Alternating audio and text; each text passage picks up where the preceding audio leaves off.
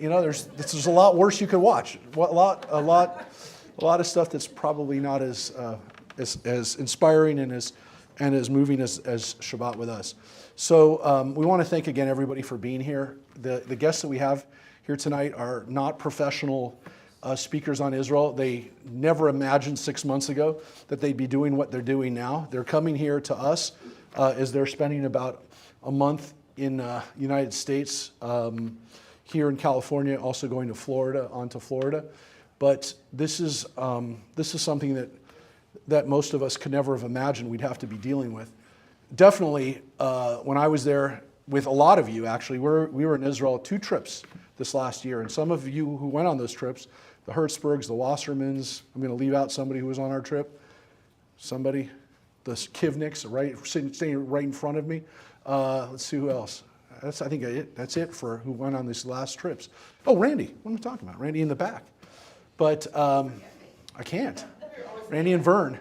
So we were in Israel in February and in June, and then I went back in November just after this horrible nightmare unfolded. I was there about a month later, and as a lot of people know, I wear this number every day to remember the people that are being held hostage right now. So the people who were not as lucky as these 3 guys, and you're going to see how close they were to having a horrible nightmare happen. They'll tell you their story, and you're going to see that this is not something that is over, really, as you know. I think everyone knows that. But so it's a difficult night. You're going to see some images that are hard to see. There's nothing that's horribly graphic or violent, but it's still disturbing to see. So I do want to warn people that ahead of time, and because we are going to see some video and some photos that they took themselves. Some of you, I think almost all of us, have seen some of this over the last 6 months. But I just want to say, sitting in front of me right now is Margot Webb, who is a survivor who's spoken about her life. She's had a remarkable life. She's written a book. Here's her book that she spoke about. Todd was talking about how emotional, how powerful the book is. This is a book she wrote about going back to Germany. But Margot and I have had discussions about the term survivor before. There actually was a Curb Your Enthusiasm sketch about using the term survivor, which was kind of funny, but also important, actually. And I really thought, without dating Margot, because she was a young girl when she left Germany, but I really hoped that we would never have to use the term survivor again for people who survived an anti-Semitic pogrom. I kind of hoped that term, at least for us, we could joke about it and say, it's like being a survivor on the TV show Survivor. And now there's a whole nother generation that will be telling those stories. Not nearly, of course, as much as the Shoah, but now we have kids who 80 years from now are going to be telling the story of being a survivor. And they'll use that term, and it's an appropriate term because they almost died. And so you'll hear that story. You'll think about what that means. Margot, by the way, is going to come here for Yom HaShoah in less than a month. In about 3 weeks, she's going to be here at our temple to share with us, again, her story, and especially for kids. It's going to be for our Sunday school kids, because I want our kids to hear that story again. And some of them have never heard it, and we have to keep telling the story of the Shoah to them. And now we have to tell this story too. So this is what we're going to do tonight. There will be time to answer questions. And so I want to turn it over to these young men who are going to be speaking here. They range in age from 25 to 27. 2 are brothers. Idan and Roei are going to be here with us, and Amit, who's with them as well. And so they're going to share their story. And guys, if you want to come on out, we're going to have you guys speak now. And again, they're going to tell the story of what happened to them on October 7th.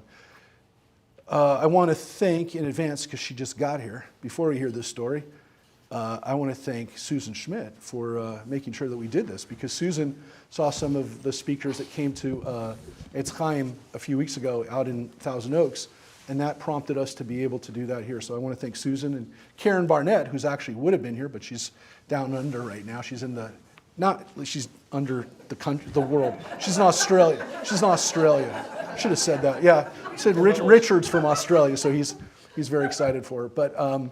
But yes, thank you to Karen and to Susan for making sure that we did this. Maybe she's watching it. It's morning there.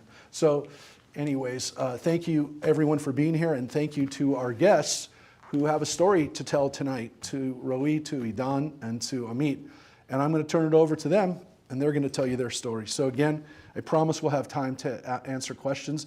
And for those who are watching, if you want to put questions in on Facebook or on YouTube, we'll watch it and we'll try to get those questions too. So thank you everybody for being here. Thank you. Hello to everybody. First of all, I want to say it's a privilege to be here and tell our story and spread the truth about what happened to us and our friends and our brothers and sisters in 7th of October. I will let Amit start first. I will translate him because he don't speak very good English, and let's do it.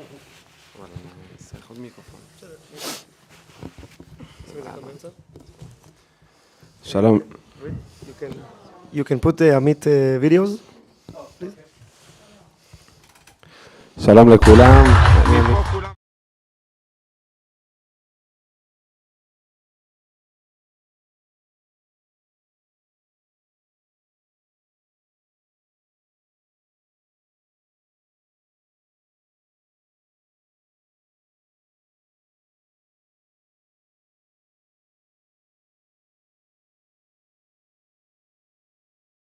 אני עמית, רק אני אציג את עצמי, אני עמית עמר, אני בן 25, עשיתי צבא 3 שנים בשירות מלא, ושרדתי את הפסטיבל הנובה.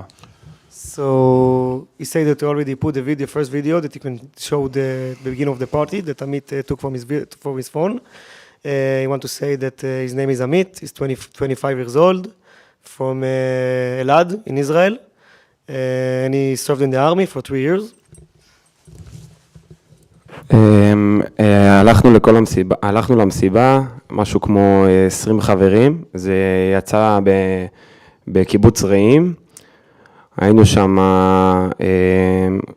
כמו 20 אנשים, התחלנו את כל המסיבה, זה היה פסטיבל ממש גדול, משהו כמו 5,000 איש שהיו בפסטיבל.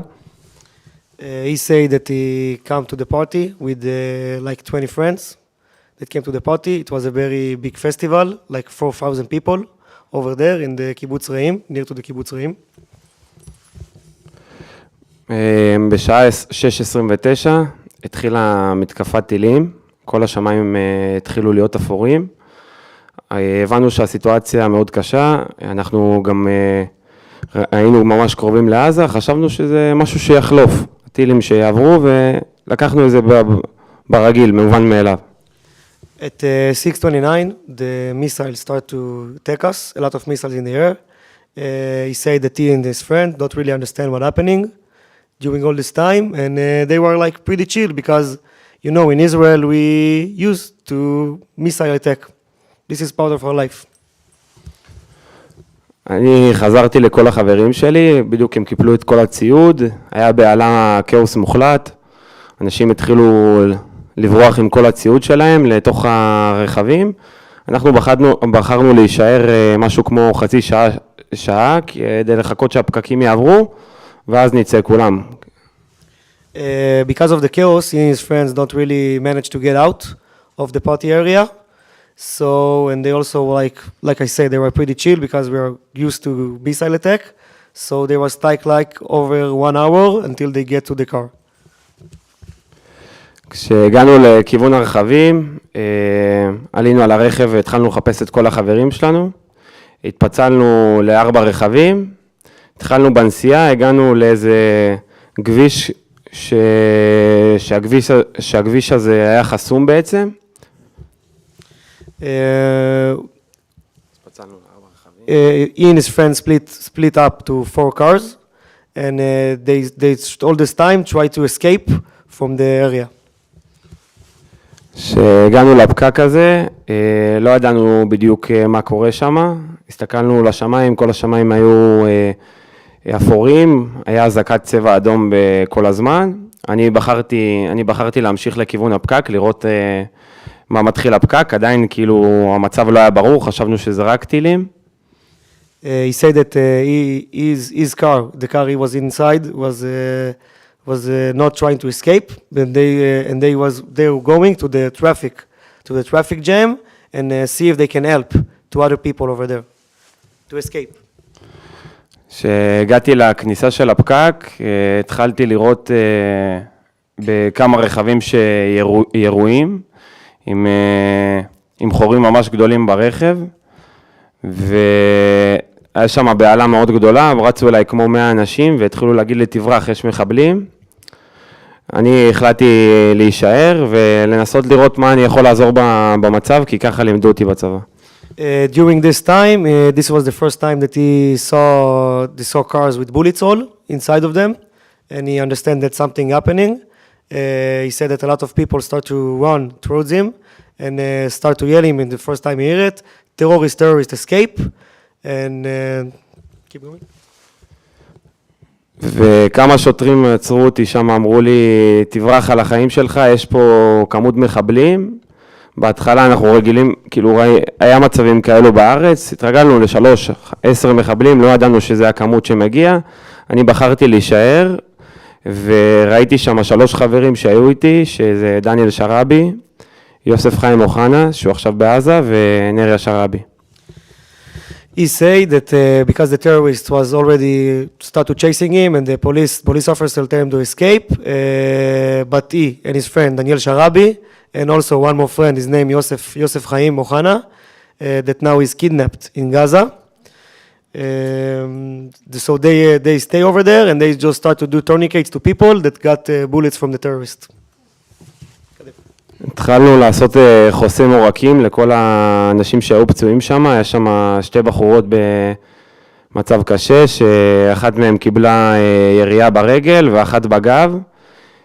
לא יכלנו להשאיר אותם ככה פצועות, התחלנו לעשות להם חוסם עורקים, לראות מה אפשר לעזור להם. Again, he said that there was 2 more girls over there that was heavily wounded from a bullet of the terrorist, and they just couldn't escape, couldn't leave them, and they still do a lot of tourniquets and help to people. אני התחלתי, חברים שלי עשו חוסם עורקים, אני התחלתי ללכת לכיוון האמבולנס, כי היינו צריכים עוד עזרה ראשונה. כשהגעתי לאמבולנס כבר בקשר, כאילו אמרו לו שיש כמות מחבלים לא נורמלית, ואנחנו במלחמה. ושהמשכתי משם, רציתי לבדוק איפה כל החברים שלי, כי עזבתי אותם ברכב, ושהגעתי אליהם, כבר היה בעלה מאוד מוחלטת, כאילו אנשים התחילו להיכנס לרכבים ולנסוע משם. Again, he's saying it was, he want to really describe you the atmosphere of the panic that was over there. So many people got bullet inside, got holes of bullet, and they just not know what to do, where to escape, and was missile all the time in the sky and red alarm alert.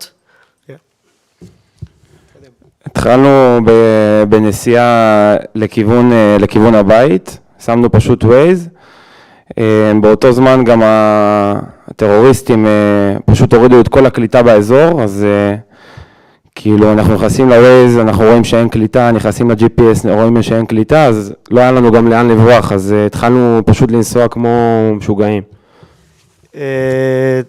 Because they tried to reach home and they put their address on the Waze, but there was no signal in all over the area.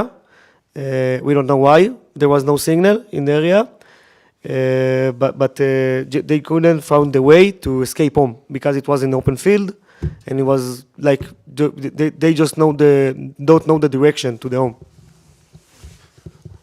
עקפנו את כל הפקק מהצד השני, הגענו לאיזה מקום כזה שהיה מלא רכבים.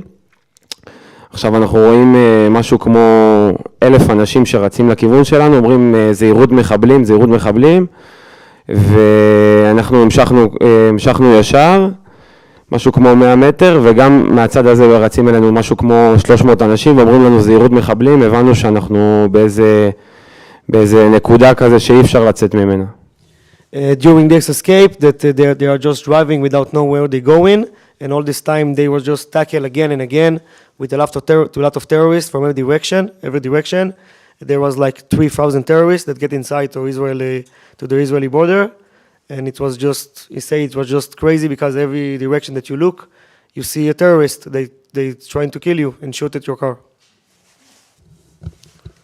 And photo. More photo. You can see the video, please.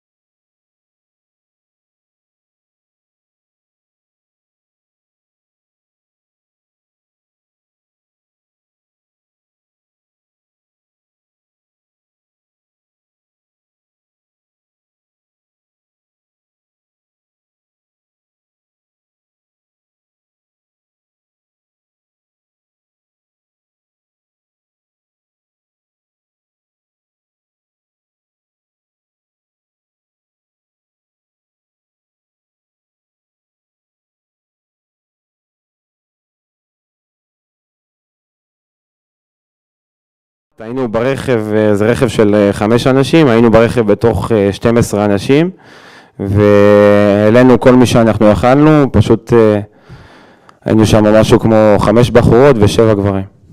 Also, I want to tell that you can see over there the chaos that everybody running escape from the terrorist. And like, for example, he said that he was in a car that only can fit 5 people, and there were inside this car like 12 people. Yeah. את האזור הזה, אנחנו לא מכירים את האזור של הדרום, אז התחלנו פשוט לנסוע על כל הציר של עזה, התחלנו כאילו להגיע לכל הגדרות שם, המשכנו בנסיעה משהו כמו רבע שעה עד שהגענו לבסיס שהיה נראה לנו בטוח, עצרנו שם. He said that they managed to somehow get to abandoned base of IDF. כשהגענו לבסיס לא היה שם אף אחד, לא היה חיילים, הבסיס היה ממש ריק, ראינו נשקים על הרצפה, ראינו שם גם מזל"טים על הרצפה, ג'יפים, ממש כאילו כל הבסיס היה ריק. Also, I want to say that you can imagine yourself that during all this chaos, they finally found the base, and this base was abandoned with all the weapons on the floor because the terrorists already been through in this base and killed all the people over there, all the soldiers over there. נשארנו שם משהו כמו 10 דקות, העלינו עוד איזה 2 אנשים, אז היינו ממש כל הג'יפ מפוצץ באנשים. התחלנו בנסיעה לכיוון הבית, משהו כמו 2 של נסיעה שמתמשכת. After they went in the base, like they waiting in the base like 15 minutes because the terrorist was just all over the horizon of the base and they couldn't find them because they were hiding inside the base and the terrorists was already think they kill everybody inside the base. So they were just picking up 2 more people they found on the field, 2 Israeli people, and after that they started driving to their home. שבדרך לביתה עברנו דרך הקיבוצים, והדברים שראינו שם זה משהו שהוא לא נתפס בעין, ראינו רכבים שרופים, כאילו כאוס מוחלט, ראית את היום האחרון שלך בחיים, ומשם בנסיעה הגענו כבר לבית, אחרי זה משהו כמו 3 שעות נסיעה. Also, I want to describe you again that during this 2 hours drive to the home, he was needed to drive during through all the kibbutzim, and you can see that everything was just burned. You can see all the dead bodies on the floors from the terrorist massacre, and it was just all things to see. כשהגעתי הביתה התחלתי לעשות טלפונים לכל החברים שהיו איתי, אם אתם זוכרים אמרתי על יוסף חיים אוחנה. יוסף חיים אוחנה עכשיו חטוף, הוא בעזה, ומשהו, הוא יכול בדיוק להיות הסיפור שלו כמוני, שאני כבר אהיה פה באמריקה, אהיה במקום קצת אחר, והיום הוא בעזה בגלל שהוא רצה לבוא ולעזור לאנשים, ואני פה בשביל להזכיר אותו תמיד. Amit want to say that he want to remind his friend Yosef Chaim Ochana that I said before. He said that his story can be changed just like his friend. When he arrive home, he understand the nightmare just began, and that Yosef Chaim is kidnapped, is still kidnapped in Gaza, And the main thing that we are doing over here is to remind that you're still kidnapped and we need to return him home. And this is the most important mission. ורצית להגיד משהו בסוף? תודה רבה שהקשבתם לי. Thank you so much for listening to him.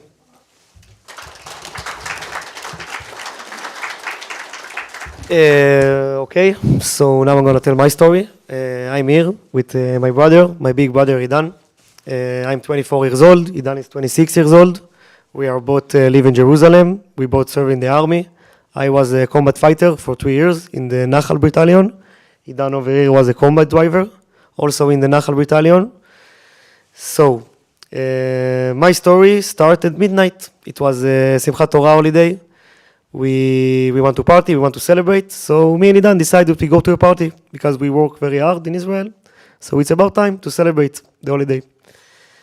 We arrive at midnight to the party. We do manage to have a little bit fun with our friends until 6:29 when the missiles start. It was very scary. I remember like hundreds of missiles in the sky. In the beginning, we didn't really understand what's happening. And you can imagine yourself that 4,000 people in a party that just got closed and they tell you to escape from the missile, and there was only one exit. Only one exit, 4,000 people try to escape, just big chaos. Me and Idan don't really manage to find ourselves how to escape. It was take to us like hour and a half until 8 that we finally found our car. When we find our car, we get inside the car, we try to escape from there, from the party area. We get inside to a big traffic jam. We are the last on the traffic jam because it was already 8 in the morning and a lot of people get inside the car before. And we just standing in the traffic, we don't understand really what's happening, what is going on. And then I saw like 20 people start to run towards me, through my car. I don't really understand what's happening. I just get my heads out and then I see 3 trucks of terrorists with like 20 terrorists on the truck with heavy machine guns. And they just start to shoot everybody. Because me and Idan was the last one on the car, the last one on the traffic jam. So Idan managed to put the car on a reverse gear and just escape back to the party area. But the terrorists won't leave us alone. They still chase us. And we understand we need to ditch the car for saving ourselves. We ditch the car and there is one more friend with us in the car. His name is Or Azulay. Remember his name for the end of the story.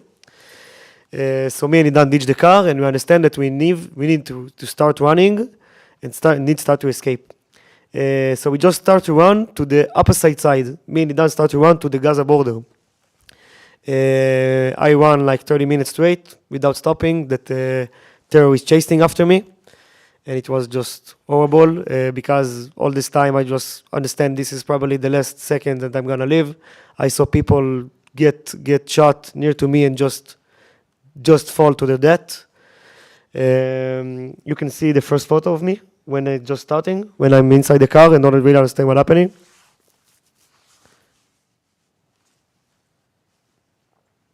So over here you can see this was like the moment that me and Idan waiting inside the car.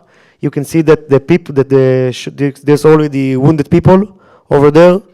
There's also a police officer with a loaded gun that waiting to the terrorists. Me and Idan was over there in the traffic jam, and this was what I look in my right side. You can move to the next picture.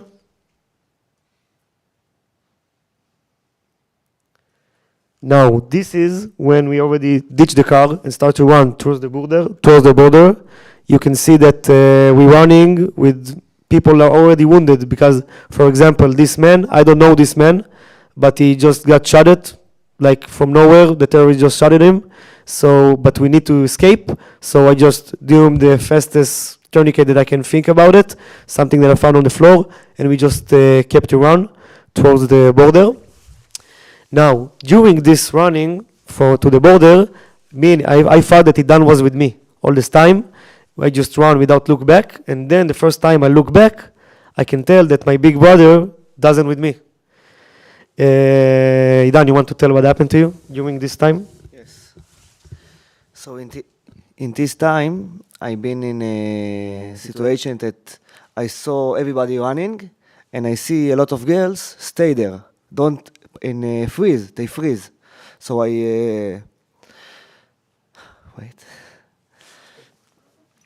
So when I wait there, I think to myself, be with my brother or be with them. And I start to thinking and tell to myself, like, be brave, stay there, and be a hero. And after half an hour, then I've been there, I see a lot of Gaza civilians come from the Gaza border to me and try to steal phone and do a lot of horrible things to people. And when I see it, I tell all the people, go from here, go to another place. And I start to think about Roy, my brother, that he don't with me. So he called me in this time, like he think about me or something like this, and he say me, if you want to come back home today, you need to go to the car. So when we left the car, and we see terrorists there. So I think to myself what I need to do, and I see a lot of people or Gaza terrorists come to me. So I want to come back with my brother home. So I go to the car, and Roy. It's okay. It's okay. So what is done now saying that during this time we were separated because I was running like half an hour to the Gaza border by myself while the terrorists chasing after me from my back, and then I finally and Idan was staying over there and saving with some girls that we just met. They were just freezing and they were need Idan help, so he decided to stay there. And also Idan missed a note that he broke his 2 toes during this running from the terrorist. So also if he want to run with me, it was very difficult to him. So now I find myself running after 30 minutes back to the border. Also, I know this area of the Gaza border because I was served there for 1 year in my service. So I arrived to the border, and then was a bridge in the border, and 4 terrorists came out of the bridge, and they saw me just running through the Gaza border, and they just start to yell, Jew, Jew, Jew, kill him, kill him, kill him. I understand this is probably again my last moment that I live. Now I'm surrounded from both sides. So the first thing I do, just pick up the phone, call my mother, tell her, Mom, I love you. I'm probably not coming back home tonight. Hang up the phone. She just asking me, you are with Idan? I just hang up the phone, and I understand that now I'm in a situation that I need to go back to the party area. And I know there is terrorists over there. I don't know if Idan not live. So I just start to sprint again back to the 30 minutes that everyone just ran, back to the party area while I am just escaping, dodge from bullets and escaping from the terrorists. And somehow, some way, they miss me, and I get inside, and I go back to the party area at 10 a.m., 10 in the morning, sorry. And after all the big massacre already happened, and I found myself in the party area, just by myself, waiting to Idan come to save me. I have a video from there. You can put the video. Wait, guys, just one quick thing. Yeah. In case people don't understand, do you want to explain to everyone why you ran towards the border rather than away from it? Yeah, okay, sorry if you misunderstand me. this, The reason why I ran to the borders because there was no other option for me to run back to the kibbutzim, back to Israel, because they was just surrounded me. They surrounded me, and my last option was to run to the border. So this is why I ran. Because you thought there were soldiers that were there. Also, I thought they were probably going to soldier on the border going to save me. I didn't know they were already been dying. And also, this was my last option. They just pushed me to the border, the terrorists. You can see the video.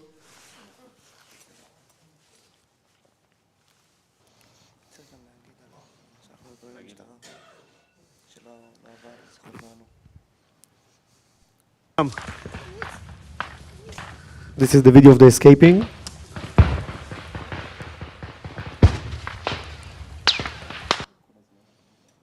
Yeah, you can hear that all the bullets was just nearby me, just very scary. You can keep to the next video. אני רץ. ביי.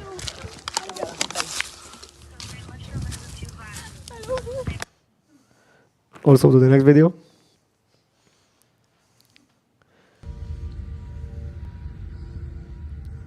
So as you can see, this is the main stage of the party. This is the massacre zone of the Nova at 10 in the morning. Like everything will happen, you can see, you can stop in the middle. Maybe if we can stop, they can see it. Yeah. Yeah, you can imagine yourself that before 3 hours ago, there was 4,000 people. They were just dancing and celebrate peace and love. And now there's just massacre zone with so much bodies. And I'm over there alone, 10 in the morning, after everything been happened. And I see all the dead bodies, see all the burned car. And it was just horrible. During this time, I'm waiting near to my car. Near to my car that me and Idan ditch in the first place. And I tell to Idan, listen, Idan, when I'm over there in the Nova area, I tell Idan, listen, I'm over here near to the car. Please, you have to come to the car. The only way that we can escape, it's with the car, not on foot. Believe me, I tried to do it for the last 2 hours. Please come to the car. He has the keys, and I'm waiting for them, over there like 10 minutes to 15 minutes. And Idan finally came. After these 50 minutes, he look at me. We see all the dead bodies on the floor. We just get inside the horrible panic in our heads. And we get inside the car. Idan start the engine. And from nowhere, a terrorist pops out from the bushes in a range of like 5 meters. And he just started to spray our car, shoot at our car with his AK-47. He shot at us 40 bullets inside the car. And he miss us with God's help. And now you can see that after the bullets that he shot at us during this party, we tried to escape. We were inside the party zone, and the terrorist just chasing us and don't stop, reload his weapon, reload his ammo, and he done with his skills, because he told you he was a combat driver. So we just managed to escape from the terrorist, and we saw a hole in the fence of the party, and we managed to escape from the terrorist. He was still chasing after us.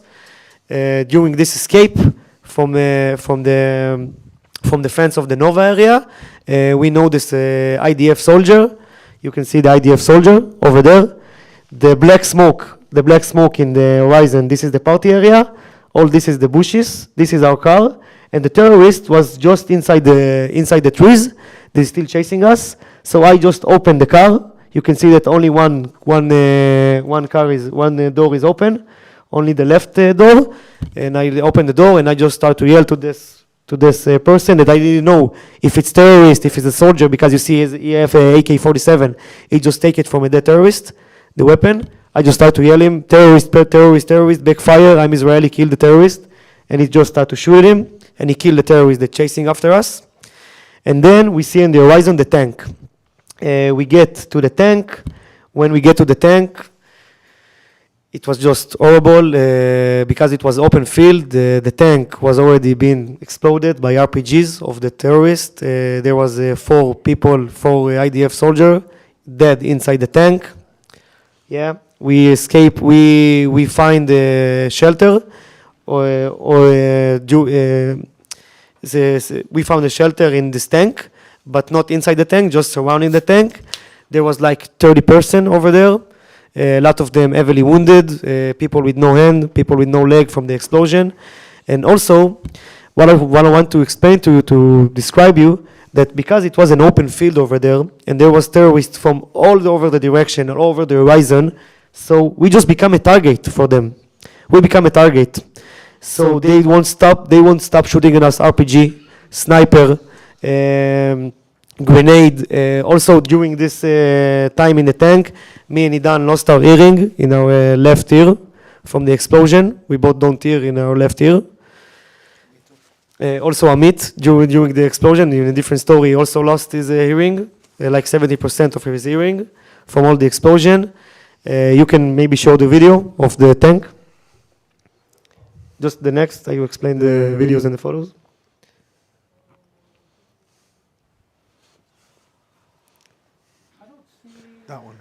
You can put it. This. Okay. Yeah, right Well, there. they're not videos. So sorry about the graphic, but as you can see, when we arrived to the tank, there were so many people are heavily wounded, and we just start to do tourniquet to people. Tourniquet because also me and Idan was the only one. Wait, you can see the.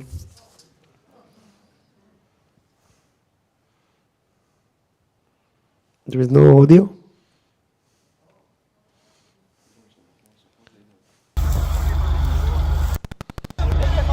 You can see Idan over there.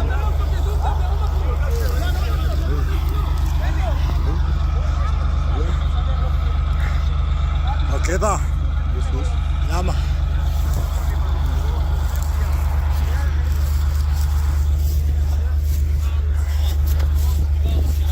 תקשיב, שכיבה וזחילה, שכיבה וזחילה. תבואו כולכם. פה אנחנו תקועים בין רק המקום הבטוח פה ליד הטנק, יש פה, תתקשר אליי. ויש פה מנסים לעזור לאנשים עוד. וואו.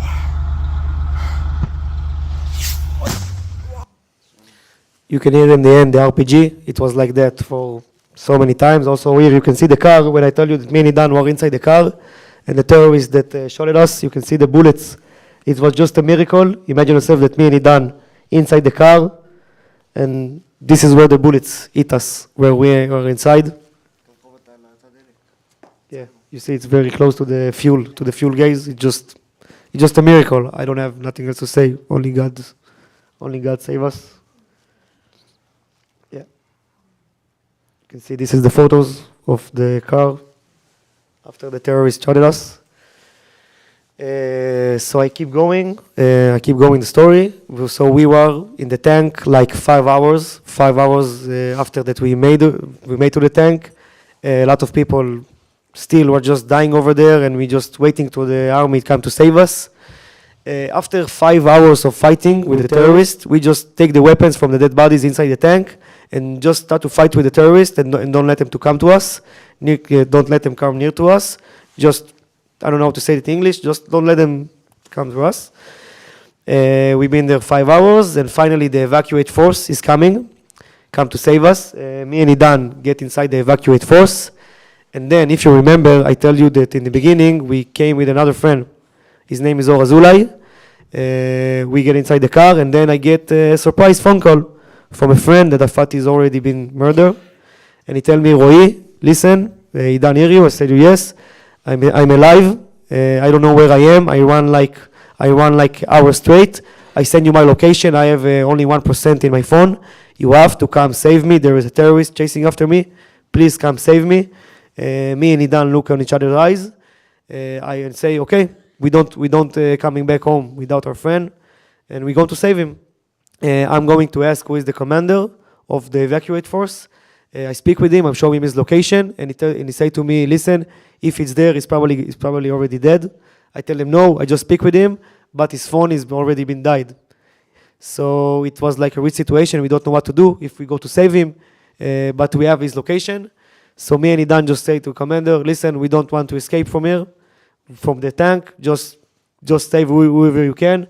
Me and Idan get down of the evacuate car, and we've been there like half an hour or more, just try to find a vehicle that we can save our friend all. And we also, Idan also remember that we even tried to change the wheel of the Toyota that been shot, because we say to ourselves, if we have only one wheel that work, we're gonna save him, we don't care. So after half an hour, that there are still terrorists all over the horizon, and we are only with the handgun and with the police officer that have no ammo at all, and the evacuate force already been drive. So we would just wait there, and then finally a person came with full speed. We don't know if it's a terrorist, if it's a civilian, soldier, but me and Idan just jump on the road, just like stop. We stop his car, and we said him, we explained him the situation. He just started to yell at us. He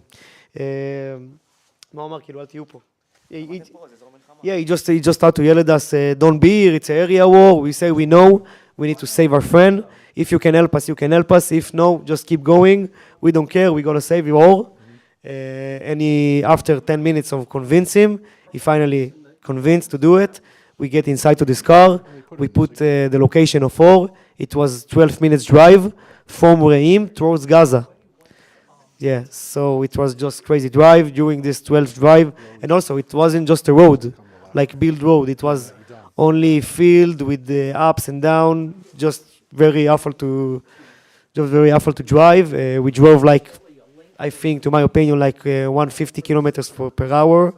And during this 15 minutes drive, we saw again like 300 bodies of soldiers, of terrorists. We see again so much burned car. And finally, after this 15 minutes drive, also they shot at us again a lot of time in this drive to Or. And we do manage to get to Or. We get to the location. We just start to beep the car, beep, beep. And Or pops out from the place he was hiding. He was hiding near like 20 bodies. 20 bodies. He was just acting like dead.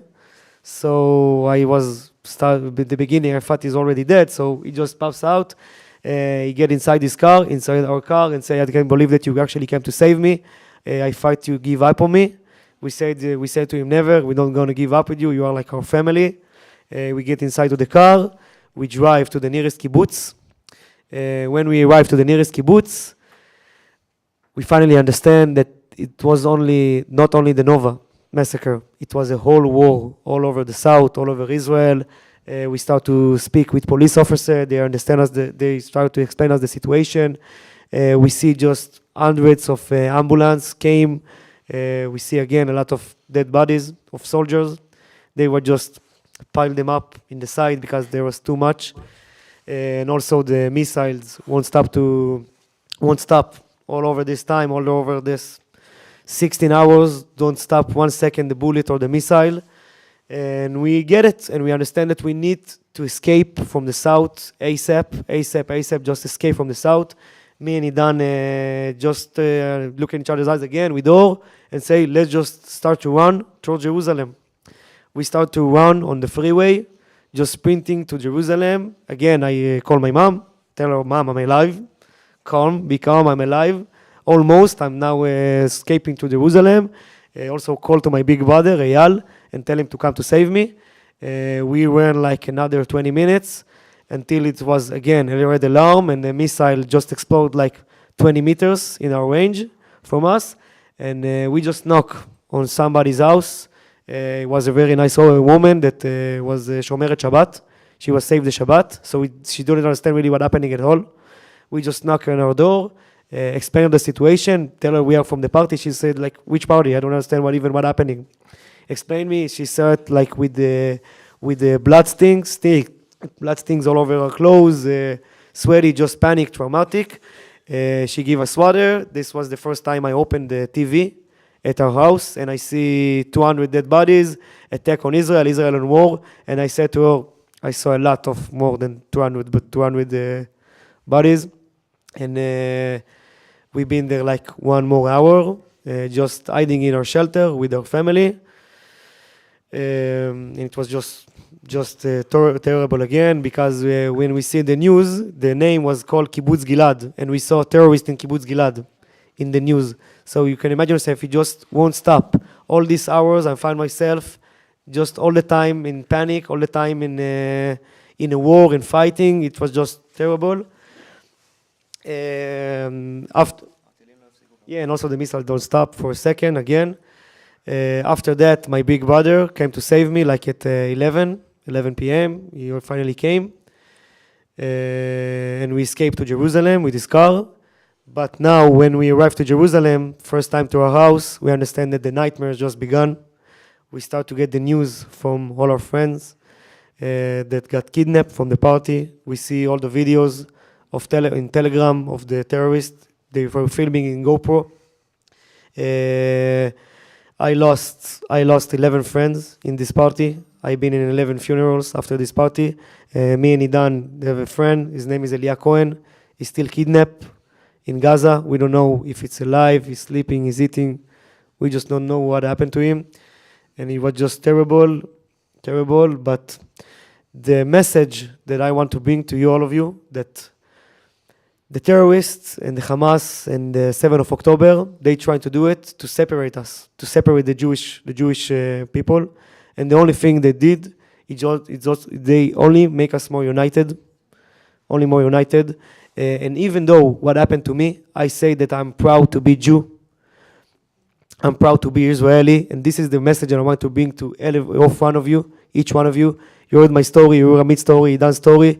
We are stronger than ever, and I believe that our mission is just to be stronger for our brothers and sisters, and keep going to tell their story, because they just can now.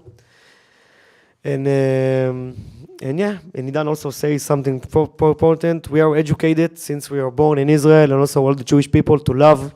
We're educated to peace, and they are the different that they are educated to hate, and it's just terrible. And we are the one who's gonna win this war in the end, like always in the history. The Jewish people always winning. And I just want to thank you for listening, and help me to healing myself when I'm telling you my story. It's help for my healing. And Am Yisrael Chai. Am Yisrael Chai. Yeah, and I wish that all the hostages will come back home as soon as possible, and we destroyed Hamas. And thank you so much for listening and coming here tonight.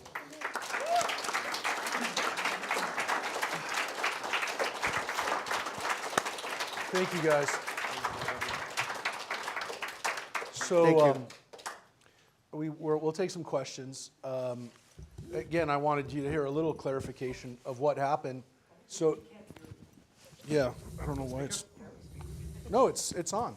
It says it's on. So,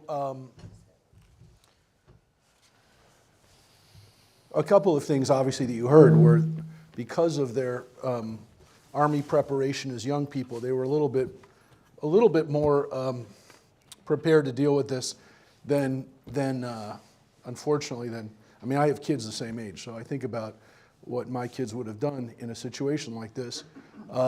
Unfortunately, they were a little bit more prepared. They have to live with that reality.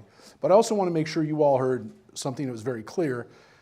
And you saw it on the videos of that day. We've seen hundreds, some of us have seen hundreds of videos. When the terrorists were shooting at these young guys, they were not saying Israelis. They called them Jews. They used the word Yahud. There's no discrimination for these people who are trying to destroy us. And again, as our young people reminded us, that's what we're going to be thinking about at Passover, a story of redemption, a story of survival, just like we did at Purim and just like we do at all our holidays, right? They tried to kill us, we survived, let's eat, right? That's the message for our holidays. This Passover is going to be a little harder, right? This is going to be hard because when we talk about the liberation of our people, we're probably, it looks like right now, going to be thinking about people who are held hostage. So I definitely encourage all of us to continue to think about ways to educate our community. Overall, we've had and we have people here tonight that are not Jewish that are here supporting. We had a lot of calls. We had more people online watching than we had in here. So there were people from all around the country that were watching today that are with us. So we're going to give you a chance to ask some questions. Again, one other thing that and again, when I was in Israel a month after, and it's still the case now because I'm on the phone with Israel every day, everybody in Israel, everybody, right, left, center, wherever they are, religious, not religious, secular, whatever, they are committed to winning this war. They don't want the soldiers to be done until this is over. And it doesn't matter, it doesn't matter how long it will take. I mean, we hope it's over soon. We hope that innocent people will not be suffering. We always pray for that. But I want you to know that Israelis are 100% on the same page with making sure that these people come home and that they don't have to worry about this. Because what you also heard, I hope you understood, part of what happened in the chaos of that day was that when they heard the rockets, they thought it was just another rocket attack. Because they've gotten so used to, they've grown so accustomed to rocket attacks that they thought it was just a rocket attack. So Hamas used the rocket attacks to convince people that it was just another day. This is just another day for Israel. And so that's why Israel, to some extent, wasn't prepared. You're saying, You know, when we think about it, we go, oh, there's an attack, we're at war. This was unfortunately, you know, another weekend. And so that was part of what happened. When people heard those rockets, they didn't know what was happening on the ground. So to have to deal with that, to have to deal with a regular occurrence of rockets as a cover for this horrendous pogrom, that's what we're dealing with. So please, if you have a question, I'll give you the mic so that people who are watching us can hear us. So does anyone have any questions, any questions that they have? Yes, Jill. I just wanted to say thank you so much for being here and sharing your story. Thank God you're alive to tell the story. However, I'm sorry you have to tell your story. I think just the fact that you are young is a testament to the fact that you have video and still shots of what you went through, because anybody in an older generation would have been so caught up in the adrenaline and chaos and fear that they wouldn't have thought to document, and obviously you guys do that on a regular basis. I did want to ask two questions. One was how you feel about the Hasidim or Haredi people that are not currently, although I know it's supposed to be changing, in serving in the army, because they've avoided it for all these years. And then I'd also like to know what your feelings are concerning Netanyahu, because I personally, well,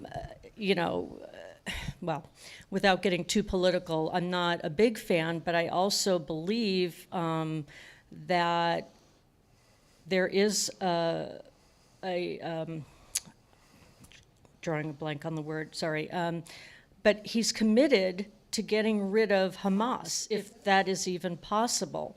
And so, and yes, and yet there's still so many, fallout. There's such fallout in him pursuing that. So I'm just curious what your thoughts are. Thank you. So that's a pretty political question. Yeah, okay. If you feel comfortable. Okay, so I know that's not what you're here to speak about the Haredim and the Orthodox that not serving in the army, I can say for myself, for my opinion, I'm a religious man,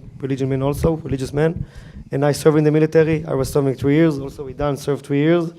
And for example, my mom is like Orthodox, and I have a lot of Orthodox friends.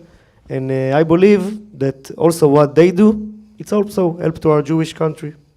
You know, there is a sentence in Hebrew that say Toratam Emunatam. They believe is their truth, and this is also a part of the Judaism in Israel, the religion. So I really believe that what they are doing also help to us, to our security. And רוצה להוסיף על זה משהו? מה אתה חושב על החרדים שלא משרתים בצבא? Yeah, and about the second question, I'm not a politician. I'm just 24 years old who lives in Israel and served in the military, and he have the rights.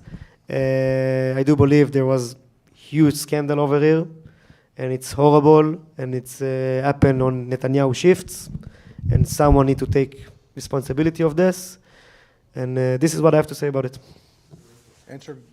Answered. All right. Anybody else? Thank you. And yeah, we'll come around. Thank you. I'm John. I wanted to say first, I admire your bravery and courage, and thank you for coming here. And I noticed in your story, instead of trying to save yourselves, you were tying tourniquets and trying to save other people. So I admire that so much. My question is, I think I heard you mention, obviously the terrorists attacking you, but I think I heard you mention like civilians were coming from Gaza. Maybe talk a bit more about that. Like it wasn't just the terrorists. You said also civilians were coming over. So wait, I just say that I wasn't the one that saw the civilians. To my fortune, I was tackled only with terrorists. But Idan was when we were separated. He was the one that saw the civilians over there that steal phones and stuff. Idan, you can explain it. So I have video that can I show you after that you can see like 10 civil. I told the civilians because they don't have weapon in the video, but they can be terrorists. I don't know. I don't be there to say you. But from the people who survived, I hear that they stole their phone and they do horrible things there. But they don't be with flags or something of Hamas. But they come from Gaza to Israel. I also want to add, this is the thing that describe that the Gaza civilian over there was nobody innocent. Because the bridge, there was a breach in the fence, they just get inside to the territory of Israel and they rob people, they raped girls, also civilians. There is effects that is happened, so there is nobody innocent. Even though he's a civilian and not like terrorist or something like that, he wasn't with a weapon, for me he's still a terrorist. Yeah. So I have a logistics question. Your friend who called you on the cell phone, Yes.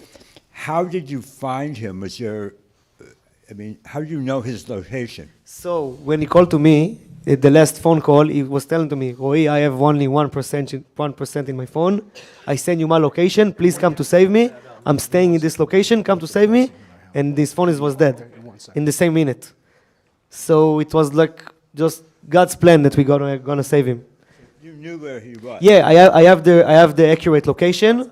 I have the accurate location on WhatsApp. He sent me this location, and this is the reason why after when we get with the car, that we finally find the car, that we managed to go to the place where he was hiding. Anyone else? Any questions? Sharon. Oh, here. Hi, I'm Sheila. I was in my 20s a long time ago. I went to festivals and music brings you together, and I can imagine you dancing and partying and having a great time with your friends. Speak in the mic. Speak. And I pray that you can go again and you can be with people and enjoy the experience of music and a festival. Thank you so much. There is a sentence, we will dance again. Yes, you will And dance this has become my again. motto. We will dance again for our brothers and sisters that couldn't anymore. And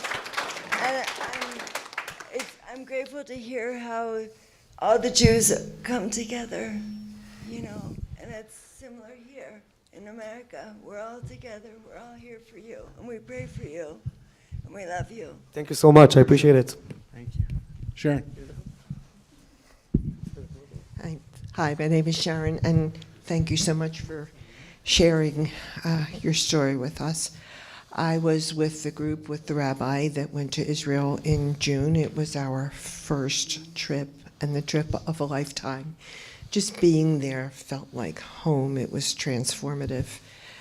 My question is, how are you? How are you doing? What are you doing to help you get past this trauma? Is the government helping you in any way? Or is this all on you? How are you doing? I know that you got very emotional. I can't even imagine what it's going to take to get So past I'm going to this. answer it. After what happening, the government will give us, they gave us treatment of psychological and stuff. But I don't believe that any psychologic can really understand what happened over there. In the end, I believe this is the war inside my head. If I'm strong enough to keep going and choose life, and three of us, every day that we woke up, we choose life and not to drown what happened, because this is the easiest thing to do. Just get drowned in the sadness. And part of our healing, what we are doing is like that. You have a life example over here that we sharing our story and remind our brothers and sisters that got brutally murdered and all this crazy war. And for me, this is the best healing. For me. And I know also for them. So somebody who's watching, not able to be here in person, just texted an interesting question. So what do you say to American kids who are now fighting on a second front, right, at their college campuses, and the person who texted me has children at college campus. What do you say to the people that your age or a little younger that are at university and college that are now dealing with anti-Semitism at a level that they never had before? What do you say to them? So I tell it also before. One of the things that I'm doing these events, just to show that we need to be proud to be Jew. We need to be proud in every second This is our truth. We don't have any reason not to be proud.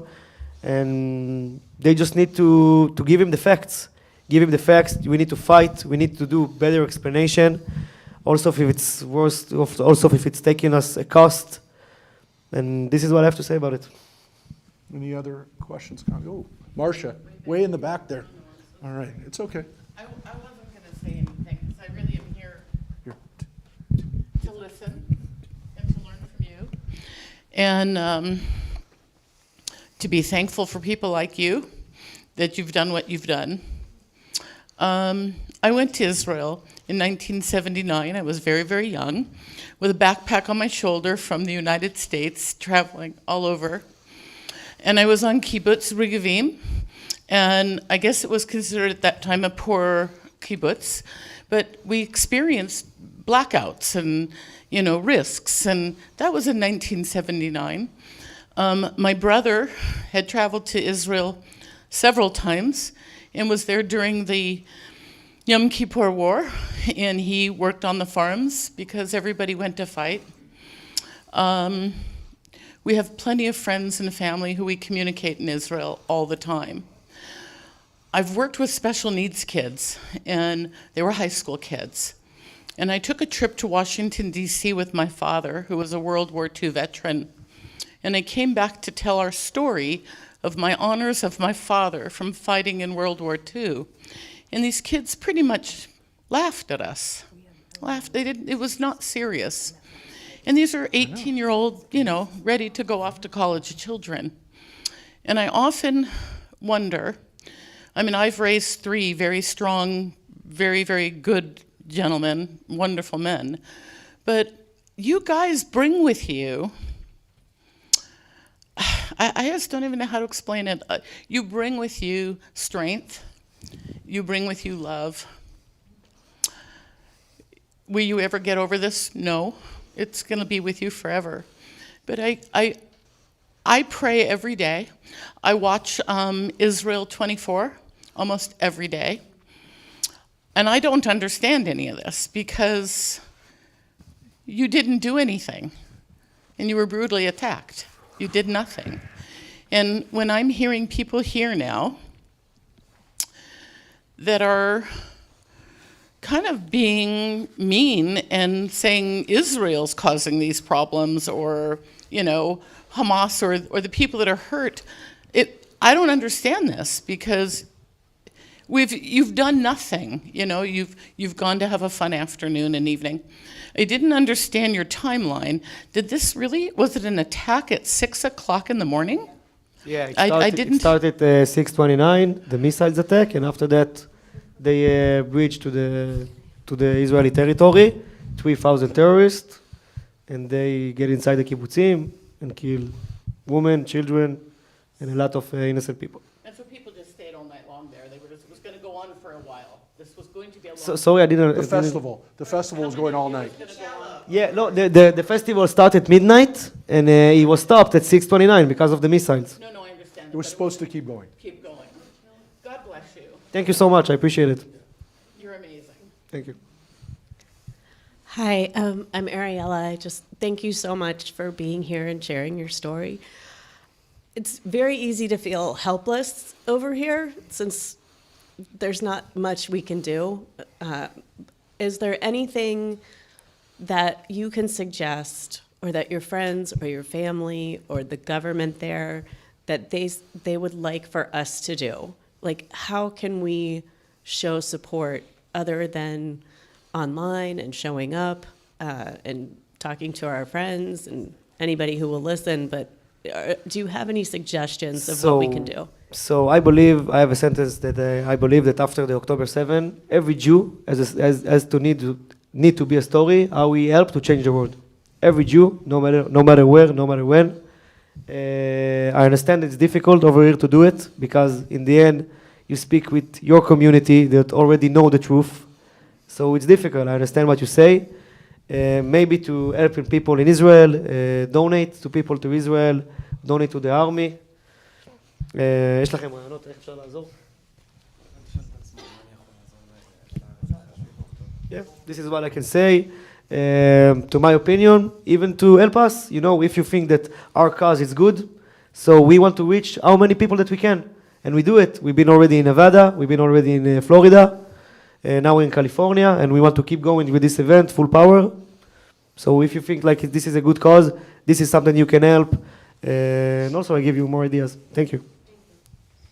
I just want to say that what you have experienced and what you've been through, God Himself prepared you and saved you for this, and you know that. And as awful as it is, because we have a class here for grief, and you have post-traumatic stress syndrome, but I learned something myself from going through some terrible things similar to what you've been through, that you now have post-traumatic strength. You will overcome this, and this, you will be strong. And God's grace and prayer, you know, if people will give money and prayer, I think prayer is so important, because you kept going even to get your friend, even when it was impossible and dangerous, you kept going because that was inside. That was God guiding you. And don't let go of that. Don't let anybody weaken you. You will continue to grow and get stronger, and you will survive. You already have. Thank you. We love you. Love you too. Thank you. First of all, kol hakavod. I don't have words. I just have so much love in my heart for you, and feeling Israel will come through this, and as Jews we will come through this, and we will stand together. You guys need to know there is not a day, a minute of a day that goes by that so many of us are not thinking, talking, and praying, but this is all we talk about, because Israel is our heart, and you are our heart. And I'm so grateful to you, kol hakavod, for your bravery, your life, and your connection to Hashem. This is everything. Thank you. Thank you so much. Anybody else? Hi, I'm Doreen, and thank you for being here. But I just want to say one comment that people are saying, oh, it's time for Israel to end the war. It's time for Israel to move out. It's time for Israel to do this. Meanwhile, Hamas is still fighting. Hamas still has the terrorists. Israel will end the war, I believe, when the terrorists, when the hostages are released. But Israel told Hamas many years ago, and I know you know this, but that if you do this again, this is what's going to happen. So they did it in a very big way, somehow got past what should be incredible protection, and did this. And now the world is saying Israel needs to stop. I am so sick and tired of hearing that. It makes me mad. It makes me very mad that Israel is the one supposed to stop. Israel was attacked when the United States was attacked, and Pearl Harbor, whatever. We did what we had to do. We went over there and we fought for our lives and for our freedom. And that is what Israel is doing. Why does Israel have to stop? Why does Israel have to give 47 hostages, whatever, and we only get 3? I know I'm sorry. No, it's not. I'm just saying that it's in my heart that I do not understand why the world is against Israel. Why aren't they saying this to Hamas? Stop fighting Hamas, give back the people, and it'll be over. But no one brings that up. It's all about what Israel's doing wrong. I'm sorry, but I had to say that. I know it. Okay. Yes. Yeah, Joe. Besides yourselves going to a few different states, are there other groups that are also going to? So what I'm about to say, it's we are not part of an organization or something like that. We are just 3 friends that and me and Idan, we are brothers. So in Amit, we met after the Nova because we have so much common friends that got killed, got murdered in the party.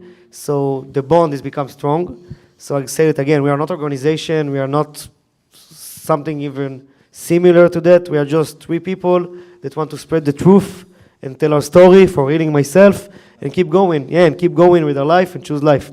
This is all. Yeah.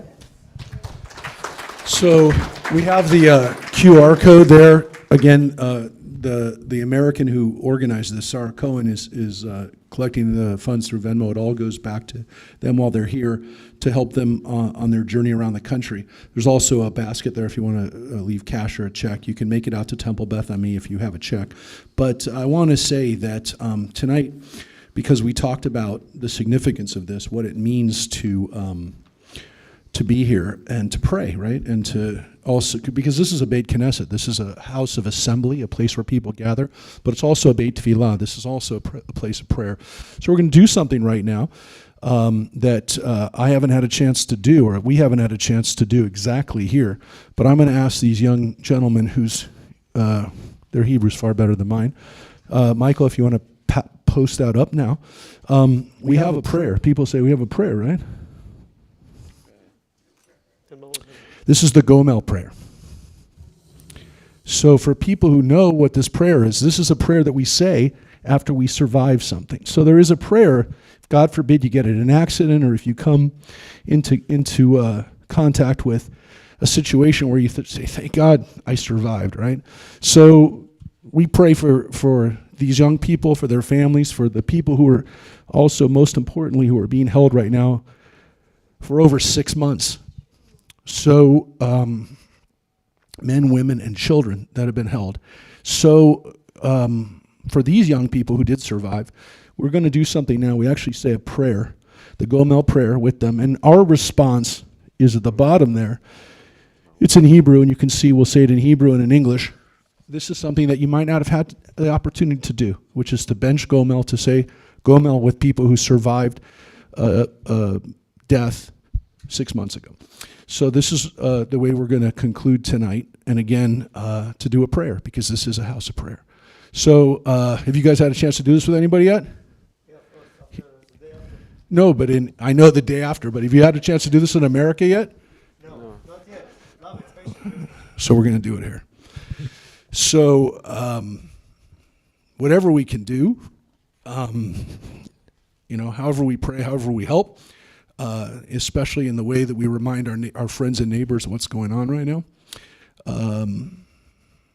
We're going to say Gomel right now. So, gentlemen, if you want to say the first part, and then we respond with the response.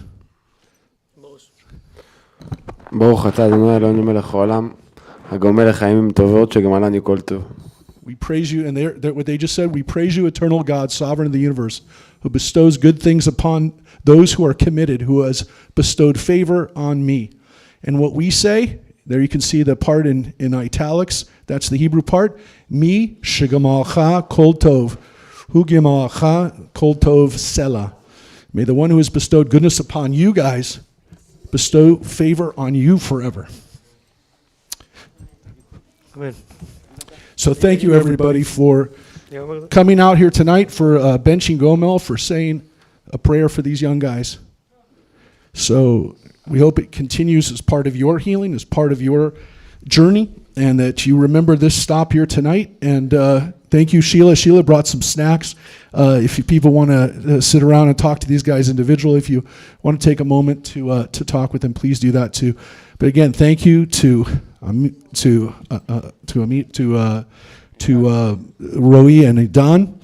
Again, young guys who never thought 6 months ago they would be here to tell you a story in Santa Clarita, but you were all here, and we're all here together, and for that we're grateful. So thank you.